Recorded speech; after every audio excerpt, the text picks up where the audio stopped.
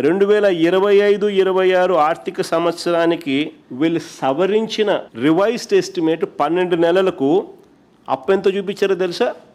80,567 కోట్లు మాత్రమే అప్పు చూపిస్తున్నారు. 10 నెలలకే కాగ్ లెక్కల ప్రకారమే 10 నెలలకే 90,768 కోట్లు అప్పు చేసినారు 10 నెలలకే. వీళ్ళు 2025-26 12 నెలలకు కలిపి ఇంకా 2 నెలలు ఉన్నాయి, అప్పు 10,000 కోట్లు తగ్గింది. వాళ్ళ బడ్జెట్ డాక్యుమెంట్స్ ప్రకారమే 80,567 కోట్లు మాత్రమే అప్పులు చూపిస్తున్నారు. అంటే దాని అర్థమైంది, అప్పులు వీళ్ళు పారదర్శకంగా వెల్లడించడం లేదు, ఎక్కడికెక్కడ అడ్జస్ట్ చేస్తున్నారు. పబ్లిక్ అకౌంట్ అంటే ఎంప్లాయీస్కి సంబంధించిన డబ్బును ఇష్టం వచ్చినట్టు ఎడాపెడా వాడేస్తున్నారు.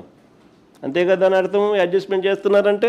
ఓవైపున ఎంప్లాయీస్కి ఇవ్వాల్సింది ఇవ్వడంలా 35,000 కోట్లు వాళ్ళకు బకాయిలు, జీతాలు పెంచేది లేదు. మరోవైపున వాళ్ళ జీతాలతో వాళ్ళ అకౌంట్తో వీళ్ళు గేమ్ ఆడుతున్నారు.